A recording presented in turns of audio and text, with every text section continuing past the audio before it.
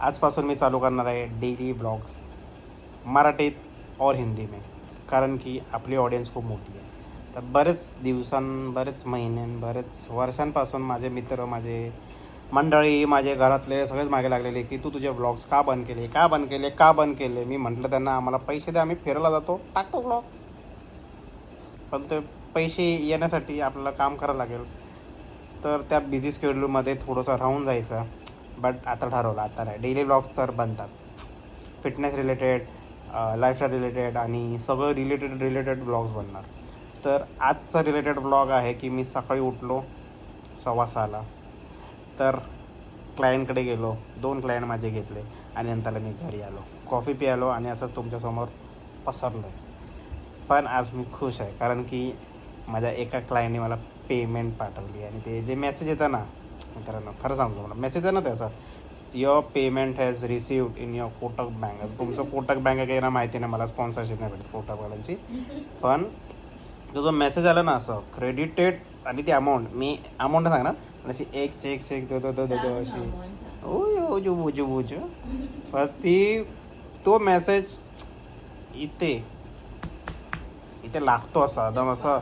तुम्ही कितीही दुःखात असाल, तुम्ही कितीही स्ट्रेसमध्ये असाल, आपके सर पे कितना बड़ा बोझा हो पहाड़ की जैसा, पर ये एक मैसेज आया ना, वो बोझा का बोलते चल ऐसे ऐसे निकल जाता है वो बोझा, एकदम इंस्टेंटली स्माइल आ जाती है, बोला अभी ये पैसे कहाँ पे उड़ाने.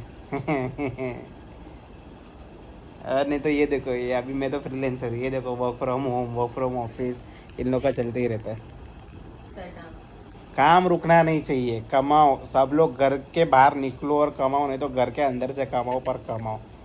जो आनंद होता है, आनंद झाला, ते पैसे क्रेडिटेड होतात, आनंद तो दॅट मुमेंट इज अनमॅचेबल. माझी इंग्रजी चुकत असेल, दॅट मुमेंट इज प्रिशियस, अनमॅचेबल. खूप भारी वाटतं मित्रांनो, कमवा. आणि ते कमावलेले पैसे आता आम्ही लोकांनी बूंद टिपके साठवून आता आम्ही लोक काहीतरी घेणार आहोत. तुम्हाला ब्लॉगमध्ये पुढे समजेलच. मी कामाला 5 वर्ष झाली, कळलं. After my graduation I started ओ इंग्लिश. 5 वर्ष? ओके, 5 वर्ष कशी झाली बे तुला कामाला? मला ग्रॅज्युएट होऊनच 5-6 वर्ष. हां अरे कोरोनावाला ग्रॅज्युएशन आहे, तुम्हाला माहित असेल. कोरोनावाला ग्रॅज्युएशन काय तुम्हाला माहिती आहे तर कमेंट सेक्शन मध्ये लिहा कोरोना ग्रॅज्युएशन काय आहे. स्टे ट्यून काय ऐकायला नाही तुम्हाला. Stay tune.